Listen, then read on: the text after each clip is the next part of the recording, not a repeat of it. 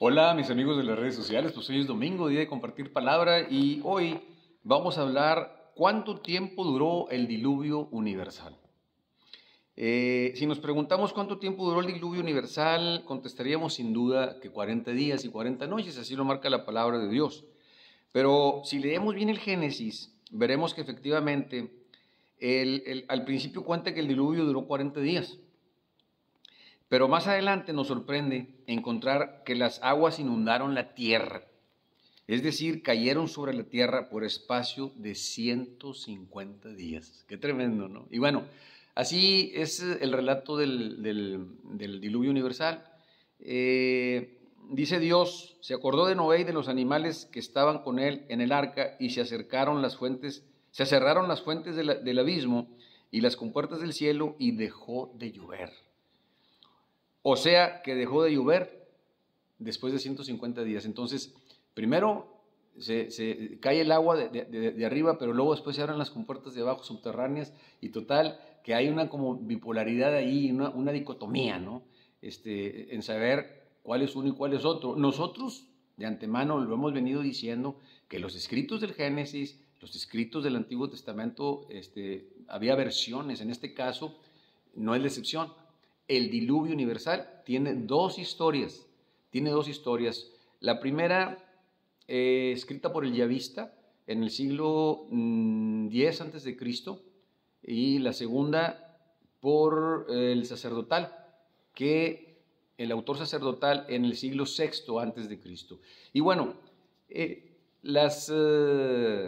Yavista, el autor Yavista, llamado así, se le llamaba así porque se refería mucho a la divinidad, o sea, a Dios, utilizando mucho el nombre de Yahvé, el nombre de Dios. Y era una utilización de antropomorfismos bien radicales para dirigirse a la divinidad. Dios caminaba, Dios bajaba, Dios los acompañaba, puros antropomorfismos de esa naturaleza, mientras que el sacerdotal era más estructurado, más eclesial, más conformado, y sobre todo le atribuía todas las cosas a Dios, y el yavista no, le atribuía muchas cosas al hombre. Estas son las diferencias entre estos dos autores. Ya en el 400 antes de Cristo, este autor del diluvio junta esas dos historias, fíjense qué tremendo, junta las dos historias y las fusiona en esta bella historia, dando como resultante esta del Génesis 7. Por eso encontramos aquí en el Génesis dos veces anuncia la destrucción de la humanidad, en el 6:7, dos veces le ordena a Noé entrar al arca, dos veces Noé introduce los animales, dos veces entra Noé al arca, dos veces crecen las aguas, dos veces mueren todos los seres, dos veces Dios promete no enviar más un diluvio. Y por eso es este tipo de, cuando lee uno la palabra así literal, dice uno, oye, pero qué contradicción, y por qué una cosa y luego la otra al revés, y por qué.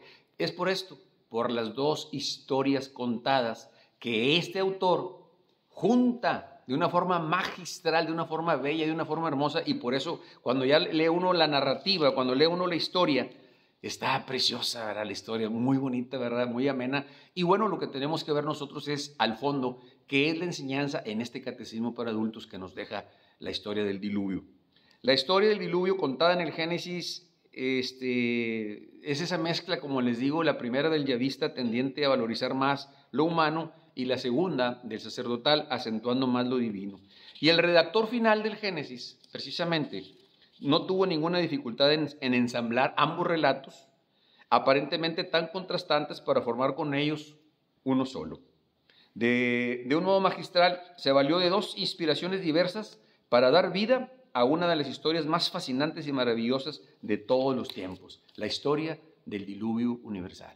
Fíjense, muchas veces en la iglesia, en los catecismos, en los talleres y en las ponencias, tratamos, ¿verdad?, de contrastar las dos historias, y muchas veces nos hemos topado en darle mayor afluencia a una que a otra, a darle mayor valor a una que a otra, y a darle mayor preponderancia a una que a otra. Es más, muchas veces entramos hasta en disputa de ver cuál es la más acertada, cuál es la más histórica, cuál es la más que se apega a la enseñanza. Y hasta se tiene ese tipo de problemas con estas dos, con esta estrategia, con este método, ¿no? de valorizar. Indudablemente que la enseñanza final pues va a ser esta, ¿verdad? De que el autor magistral precisamente de esta obra, el autor junta las dos historias y las fusiona en una sola, fíjense, sin darle más auge a una que a la otra, sin eliminar a una y sin darle mayor preponderancia a la otra. Junta las dos en una sola y dar por resultado esta maravillosa historia. Y así esa es la enseñanza final. En el mundo nosotros, los cristianos del siglo XXI, deberemos de hacer también lo mismo. Deberemos de buscar la unidad en la diversidad. Deberemos de buscar la unidad antes de la división, porque acuérdense que la unidad junta y la división pierde.